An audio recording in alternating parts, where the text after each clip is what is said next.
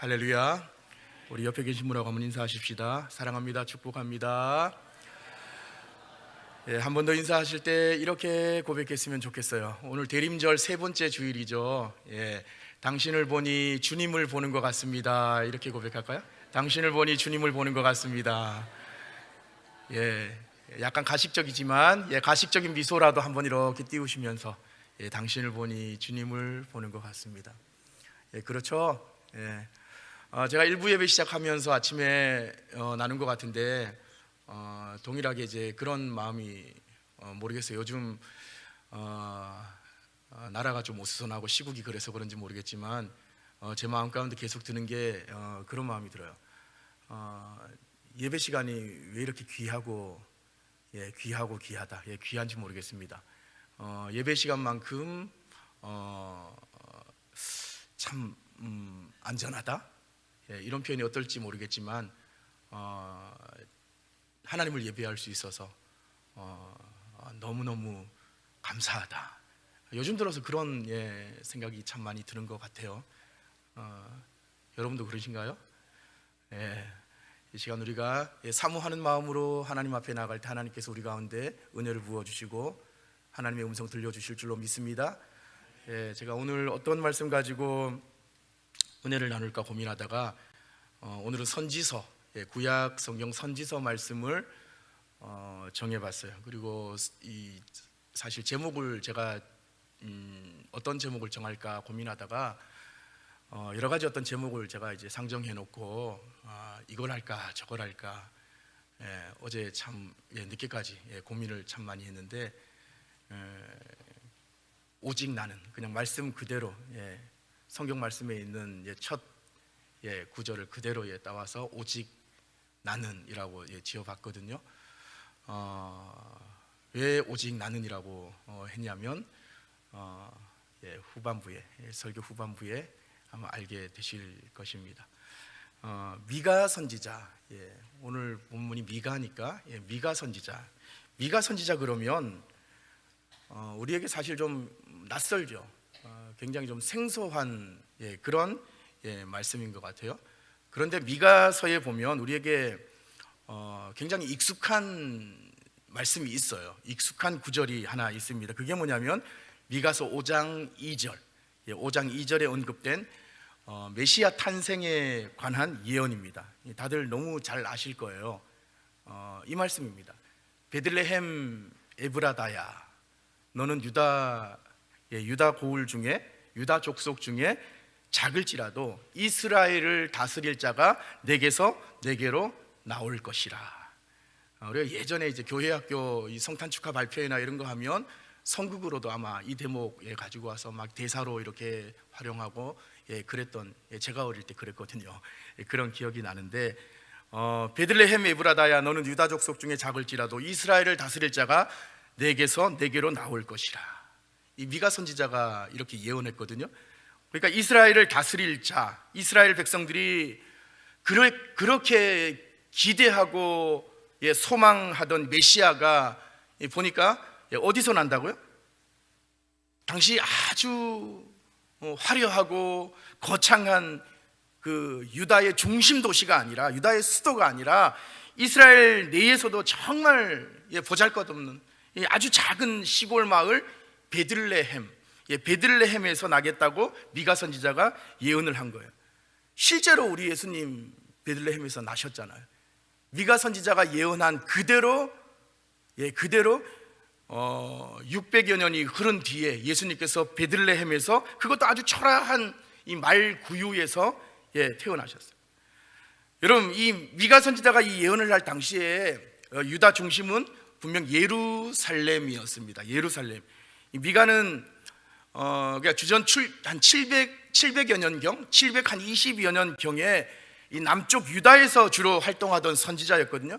이보다 먼저 활동했던 선지자가 우리가 잘 아는 그 이사야 선지자가 활동해요. 이 두 사람이 거의 동시대에 활동한 선지자였는데, 이사야 선지자는 주전 736년부터 당시 수도인 이 예루살렘을 중심으로, 그러니까 도시에서 주로 활동한 선지자였다면, 오늘 미가는 유다를 중심으로 이 농촌 중심으로 이 시골에서 활동한 그런 선지자였어요.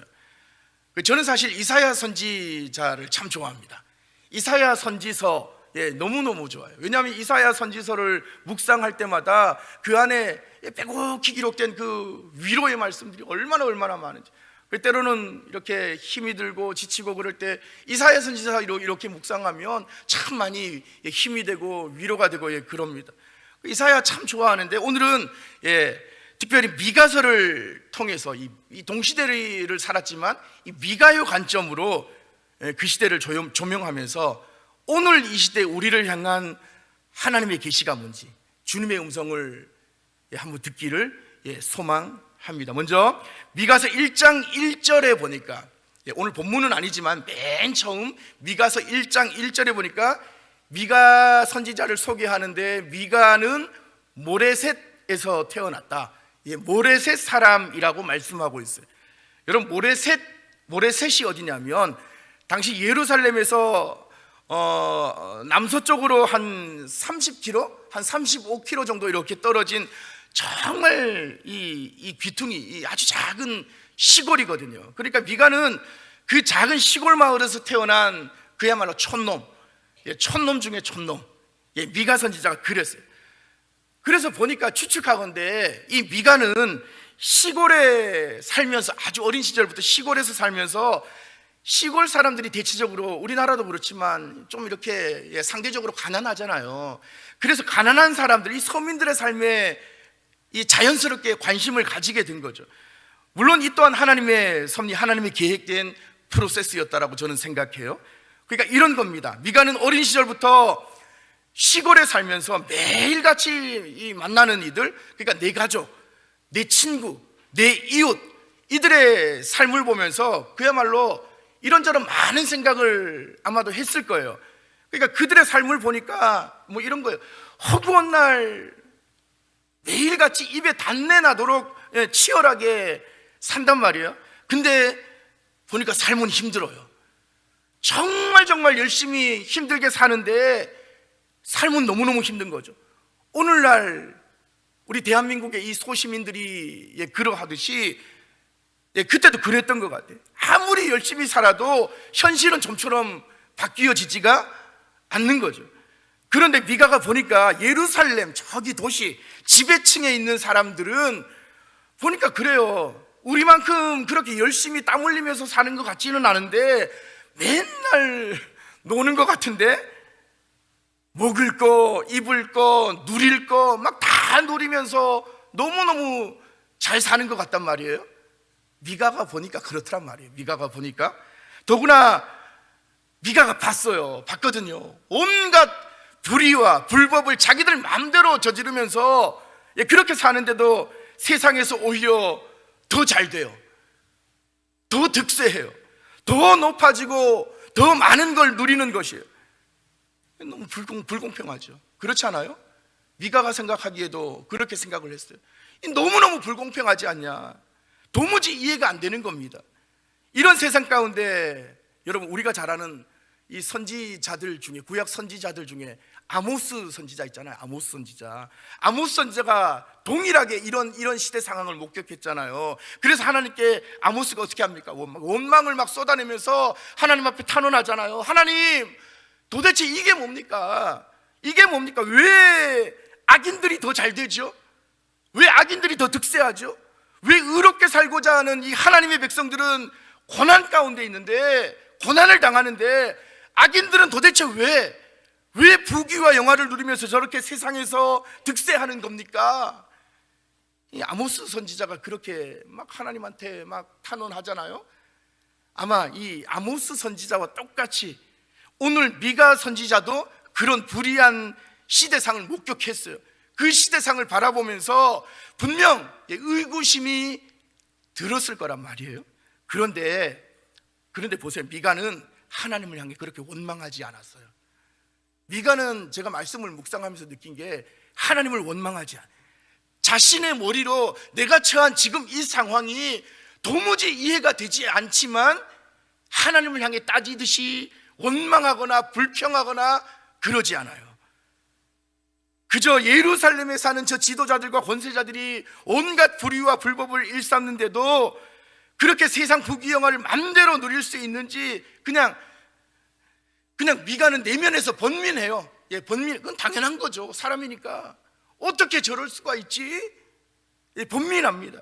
그러면서 그의 곁에 있는 이 이웃들의 그 삶의 애환을 함께 나누면서 아마도 고민했을 겁니다.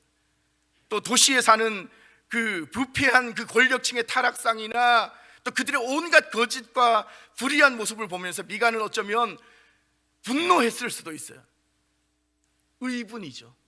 거룩한 분노를 아마 느꼈을 거예요. 그래서 날마다 하나님 앞에, 저는 그렇게 생각해요, 하나님 앞에 눈물로 기도했을 거야 아마 미가 선지자는. 그러니까 하나님께서 미가를 부르시고 미가를 사용했겠죠. 여러분, 그렇게 반응한 미가를 하나님이 콜링하셨다, 부르셨다고요. 선지자로. 당시 예루살렘에 사는 그 왕족들과 지도자들의 그 타락상, 그들의 그 죄악과 부패한 삶을 통렬하게, 아주 적나라하게 경고하게 하신 거예요, 하나님께서 미가를 통해서. 그리고 백성들이 그렇게 대망하던 메시아가 이 땅에 태어날 건데 절대로 그 패역한 도시 그 예루살렘에서 태어나는 게 아니라 베들레헴 에브라다, 이 유다 아주 변방, 이 작은 그 시골 마을에서 태어날 것이라고 이 미가 선지자를 통해서 선포하게 하신 거예요.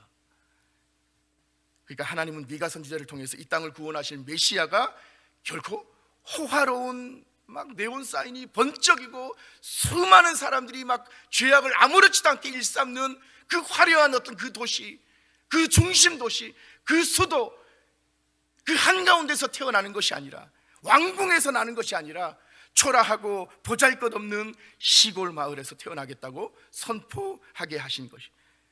여러분, 베들레헴 에브라다, 이곳은 참 실제적으로 미약하고 초라한 동네, 그런 시골 마을이었어요. 세상에서 주목받을 만한 것이 아무것도 없는, 전혀 그런 게 없는 그런 동네. 그러니까 이 베들레헴 에브라다, 세상에서 사람들로부터 어떤 그냥 무시를 당해도 변명의 여지가 없는 그런 보잘것없는 동네, 바로 그곳에서 메시아가 태어난다는 거예요. 여러분, 솔직히 이게 말이 된다라고 생각하세요? 우리가 그냥 상식적으로, 이성적으로 우리가 판단했을 때 여러분, 이게 말이 된다고 생각했어요? 이 사회적 통념으로도 이 도무지 이게 말이 안 되는 이야기잖아요. 그래도 왕이라면 마땅히 예루살렘 왕궁, 거기서 태어나는 게 당연하잖아요. 이 천하디천한 시골 마을 그 한 귀퉁이에서 태어난다는 게, 여러분, 이게 말이 됩니까? 도무지 말이 안 되는 이야기거든요. 그런데 여러분, 이게 바로 하나님의 뜻이었다고요. 이게 하나님의 뜻이에요. 무슨 말이냐?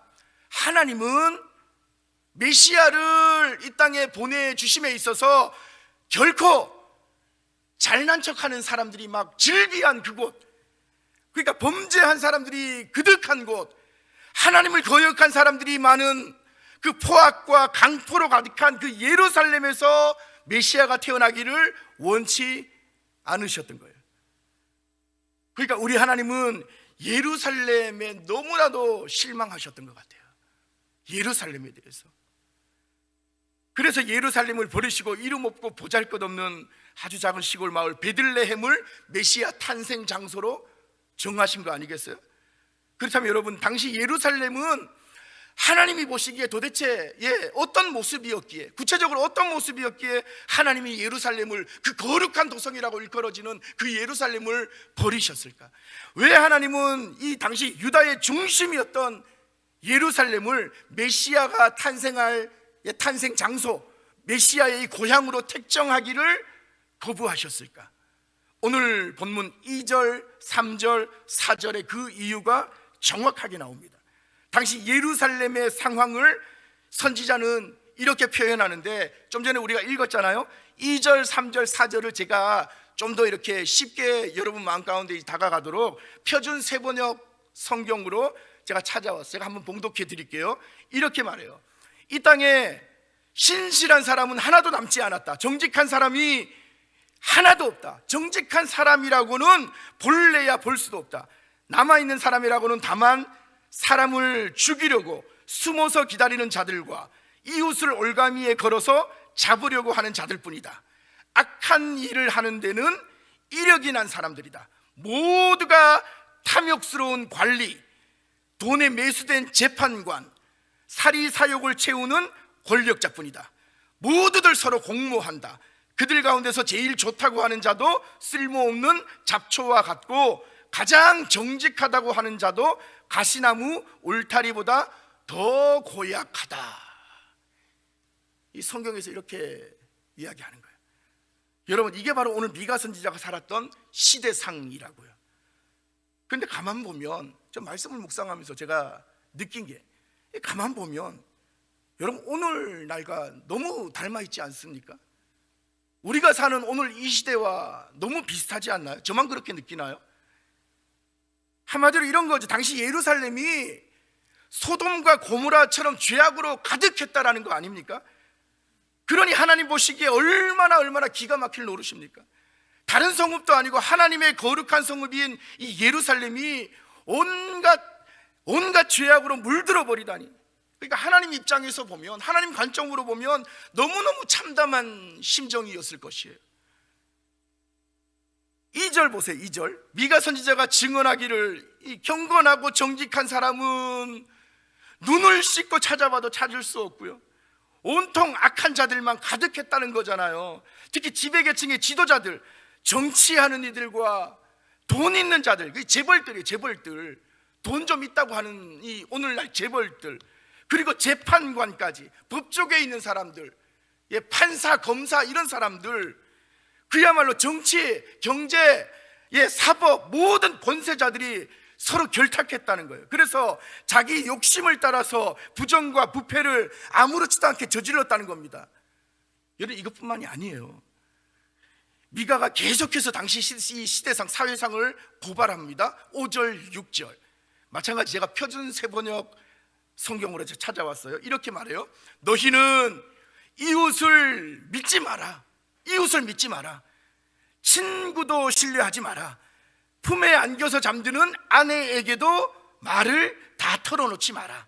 이 시대에는 아들이 아버지를 멸시하고 딸이 어머니에게 대들고 대적하며 며느리가 시어머니와 다투리니 사람의 원수가 곧 자기 집안 사람일 것이다. 여러분, 이쯤 되면 막 나가자는 거죠. 근데 참 안타깝게도 이거 요즘 뉴스 보도에 다 나오는 이야기들, 그런 사건 사고, 그런 이야기 아닙니까? 그렇잖아요. 사실 이쯤 다 끝난 거예요. 다 끝난 거.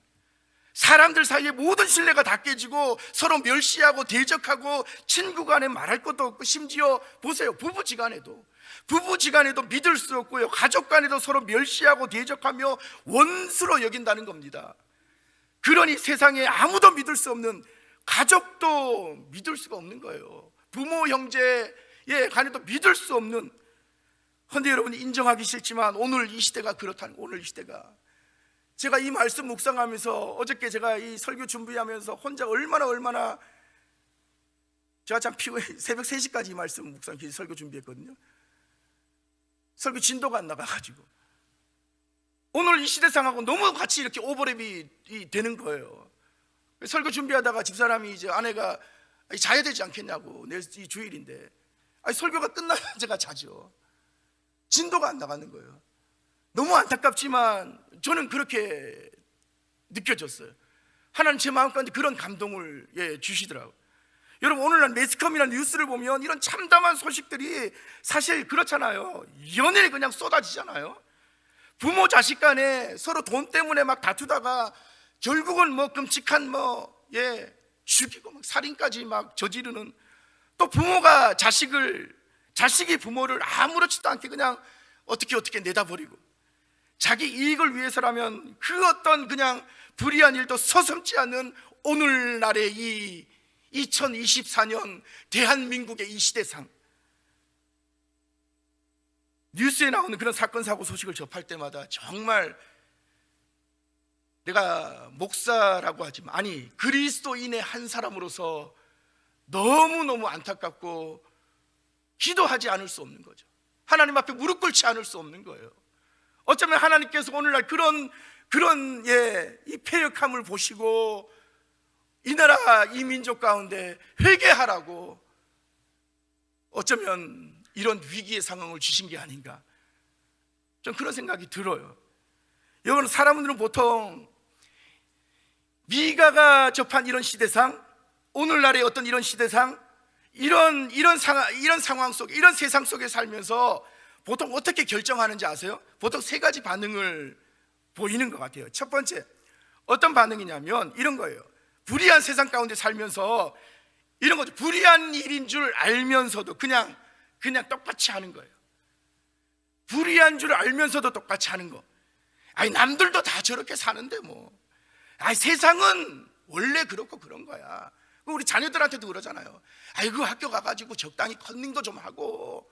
야, 남들 다 네 친구를 다 컨닝하면서 그렇게 하는. 야, 네 컨닝 안 하면 어떡해. 그래야지 이 치열한 경쟁 사회 속에서 적당히 거짓말도 좀 하고 다 그렇게 하는 거예요. 세상과 타협하면서 그렇게 살아야 이 험한 세상, 이 경쟁 사회 속에서 살아남을 수 있는 거야. 이렇게 자기 자신을 합리화하면서 불의와 적당히 타협하는 겁니다. 사람 사는 게 다 그렇고 그런 거야. 불의한 세상에 동화되는 거죠. 또 두 번째 유형은 어떤 유형인지 아세요? 내가 사는 이 악한 세상, 이 현실이 싫어서 등지는 겁니다. 세상을 등지고 저기 어디 수도원이나 저기 어디 산속이나 아니면 저기 무슨 암자나 그런데 현실을 도피하는 거죠. 그래서 나름대로 금욕적인 절제하면서 그런 생활을 하면서 나 홀로 독야청청하리라 그렇게 자기 위안을 또 삼는 거예요. 그런 사람들 요즘 많잖아요. 나는 자연인이다. 물론 자연인 그분들은 이런 맥락은 아니지만 세 번째 유형은 어떤 유형이냐? 이런 유형입니다. 비록 패역한 시대지만, 비록 악한 세상이지만 세상에 동화되지 않고, 그러니까 악에게 지지 않고, 그렇다고 혼자만의 세계로 도망하지도 않으면서 세상 가운데, 세상 속에 살되 철저하게 하나님 바라보면서, 철저히 하나님 바라보면서 힘들고 외로워도 믿음 지키면서 몸부림치면서 사는 겁니다. 정직하게, 진실하게. 남들이 그냥 적당히 세상과 타협하면서 적당히 거짓말하고 컨닝하고 대충 남들 속이면서 그렇게 사는 게 맞아. 암만 그렇게 이야기해도 나는 하나님 경외하면서 정직하게, 진실하게 믿음 지키면서 좀 더디 가더라도 그렇게 살기로 결정하는 거예요. 여러분, 오늘 미가 선지자가 바로 이 세 번째 유형이었던 것 같아요. 오늘 보면 7절 보세요. 7절 보면 그런 그의 생각이 아주 잘 드러나. 뭐라고 말하냐면 7절, 오직 나는, 오늘 설교 제목, 오직 나는 여호와를 우러러보며 나를 구원하시는 하나님을 바라보나니 나의 하나님이 나에게 귀를 기울이시리로다. 이렇게. 여러분, 여기서 제가 주목하고 싶은 부분은 오직 나는입니다. 딱 두 단어, 오직 나는. 오늘 설교 제목이기도 한데 이게 무슨 말이냐? 역설적으로 이런 거예요. 동시대를 살았던 다른 수많은 사람들은 하나님을 바라보지 않았다는 거잖아요. 저는 그렇게 해석하거든요. 당시 대부분의 사람들은 하나님을 경외하지도 않고 하나님을 두려워하지도 않고 그저 자기 욕심을 따라서, 욕망을 따라서 자기 마음대로 죄악된 삶을 살았다는 것을 반증하는 거예요. 그러나 미가는 그 악한 시대 상황 속에서 고백하는 거예요. 오직 나는 저 사람들처럼 살지 않겠노라. 오직 나는 저 사람들처럼 살지 않고 하나님만 바라보겠습니다. 오직 하나님만 경외하는 삶을 살겠노라 결단하는 겁니다. 그러니까 그 악한 세대 가운데 오직 하나님께만 소망이 있음을 깨닫고 끝까지 하나님만 바라보겠다는 거잖아요. 여러분, 오늘 우리에게도 이런 믿음이 있기를 축복합니다. 오늘 이 시대 가운데 저와 여러분에게 이 믿음이 있기를 여러분 축복합니다. 미가는 당시 그 악한 세대, 절망의 시대를 살았지만 보세요, 세상에 굴복하지 않았어요. 그 악한 시대 가운데 무릎 꿇지 않았다고요. 비겁하게 도망하지도 않았어요. 그렇다고 악한 세대와 타협하거나 세상 권력에 빌붙어서 자기 욕망을 채우려고 하지도 않았어요. 오직 나는 여호와를 우러러보며 나를 구원하시는 하나님을 바라보리라 결단하면서 믿음의 눈을 들어서 하나님만 신뢰한 것이에요. 멋있지 않습니까? 이런 믿음의 사람 여러분 멋있지 않아요? 저는 너무너무 멋있다고 생각해요.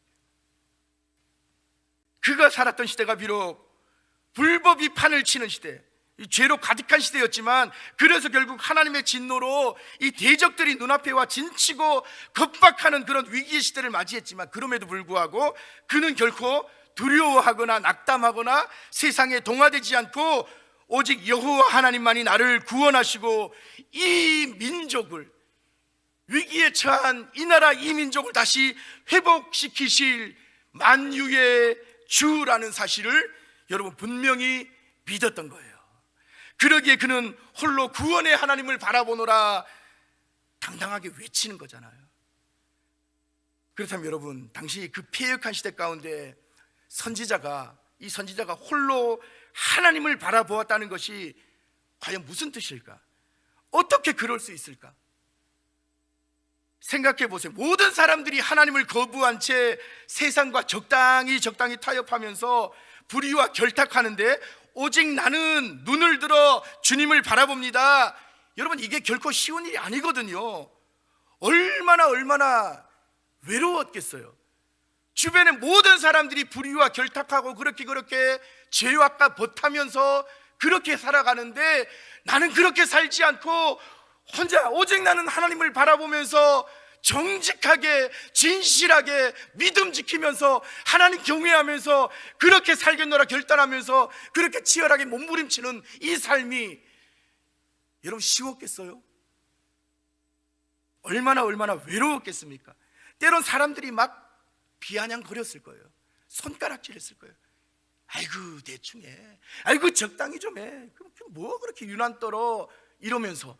오늘 우리 주변에도 그런 사람들 여러분 있잖아요. 금요기도에 나가려고 하면 아이고 이거 뭐야, 지금 시국이 어떤 시국인데 아이고 그냥 저 광화문이나 가자고 막 이러면서, 예? 지금 교회 가서 뭐해 막 그렇잖아요. 비아냥거리면서, 예? 있죠. 여러분, 미가는 도대체 무엇을 근거로 그렇게 주님을 끝까지 바라볼 수 있었을까? 무슨 근거로? 무엇을 보았기에? 무엇을 믿었기에? 여러분, 7절 하반절 그 해답이 있어요. 제가 어제 늦게까지 묵상하면서 여기에 제 시선이 탁 꽂히더라고요. 나의 하나님이 나에게 귀를 기울이시리로다. 여러분, 이거 그냥 지나칠 수 있는데 얼마나 가슴에 와닿는지요. 오직 나는 구원의 하나님을 바라보노라. 다른 모든 사람들이 그렇게 살지 않았거든요. 근데 그 근거가 여기에 있더라고요. 나의 하나님이 내게 귀를 기울이시리로다. 지금 미가는 당시 너무나도 암담한 시대 상황이었지만 그 절망적인 상황 속에서도 하나님이 자기를 주목하고 계신다는 거예요. 자신을 향해 하나님께서 귀를 기울이시고 자기를 주목하고 계시다는 사실을 확신했어요. 그래서 끝까지 하나님을 바라보았던 거예요. 여러분, 이렇듯 미가가 그 어두운 시대 상황 속에서도 믿음 잃지 않고 눈을 들어서 하나님을 바라보았다는 말이 무슨 의미냐? 그가 하나님이 도무지 안 계시는 것 같은 그런 상황 속에서도 여전히 일하시는 하나님의 열심을 믿음의 눈으로 보았다는 거예요. 다른 사람들은 그걸 못 봤어요. 그거 안 보이거든요. 인간적인 눈으로 하나님의 열심이 어떻게 보입니까, 여러분?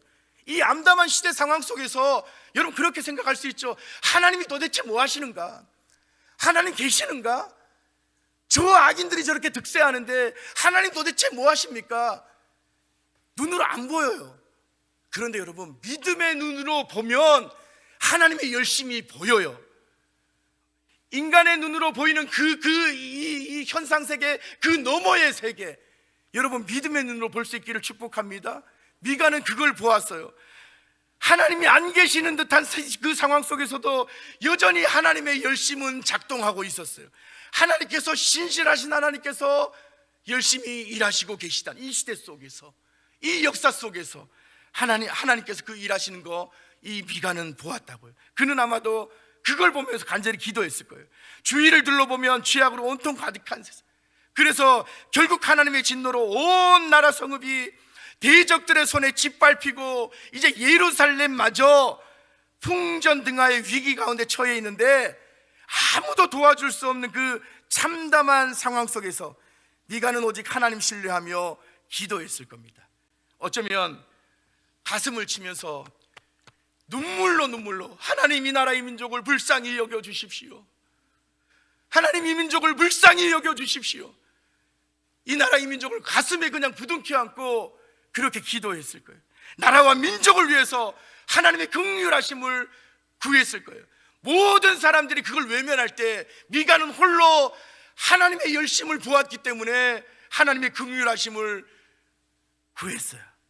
이어지는 8절을 보시면 오늘 본문은 아니지만 하나님이 자신의 기도를 반드시 들어주실 거라는 확신과 함께 세상 가운데 비록 악이 판을 치지만 그래서 믿는 자들이 맥없이 고꾸라지고 낙담 가운데 빠져있기도 하지만 그리고 저 악한 자들과 대적들은 자신들이 이겼다고 기뻐하며 우리의 믿음을 조롱하지만 그러나 결국은 여호와를 경외하는 우리로 하여금 하나님께서 승리하게 하실 거라는 확신이 그에게 분명히 있었어요. 8절 보세요.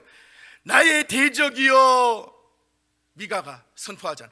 나의 대적이여 나로 말미암아 기뻐하지 말지어다. 나는 엎드러질지라도 일어날 것이요 어두운 데에 앉을지라도 여호와께서 나의 빛이 되실 것이미로다. 아멘. 무슨 말이에요?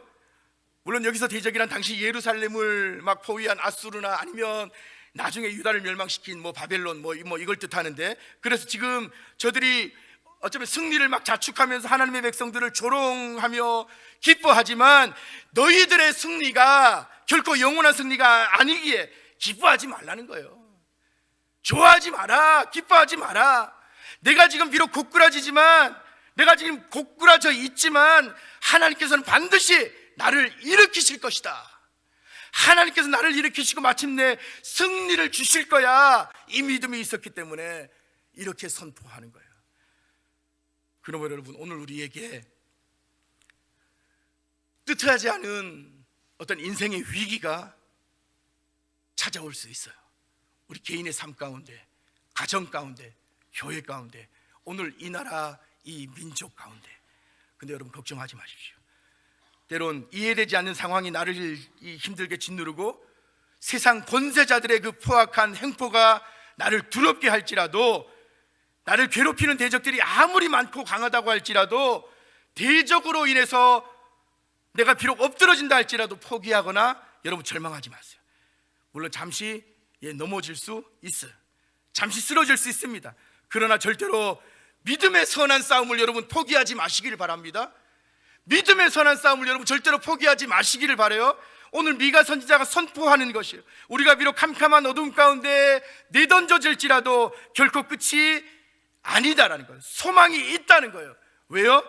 만유의 주 되신 하나님께서 나를 다시금 일으켜 주시고 구원해 주실 것이기 때문에 여러분, 이 믿음이 세상을 이기게 합니다.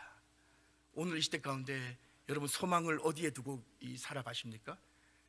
저기 정치 지도자들 중에 누구에게 여러분 소망이 있다고 여기세요? 아니면 뭐 돈 많은 저기 재벌, 뭐 경제, 뭐 누구 유력한 어떤 누구 그분에게 여러분 소망이 있다고 여기세요? 아니면 우리 교회 지도자들 중에 아주 뭐 유명한 어떤 그런 목사님들 있잖아요. 누구 그 목사님께 여러분 나의 소망이 있다고 여기세요? 여러분, 아닙니다. 나의 소망은 오직 여호와 하나님께 있는 줄로 믿습니다. 우리의 소망은 오직 여호와 하나님께 있는 줄 믿습니다. 소망 되신 그 주님을, 여러분 우리에게 주어진 사명 뭔지 아세요? 세상 가운데, 이 소망이 없다고 아우성인 이 세상 가운데, 이 시대 가운데 소망은 오직 여호와 하나님께 있어 우리가 선포해야 되는 것이요, 네가 선지자처럼 오늘 우리 교회가 우리에게 주어진 그 사명 잘 감당하는 그런 복된 교회 되기를 주님의 이름으로 간절히 소망합니다.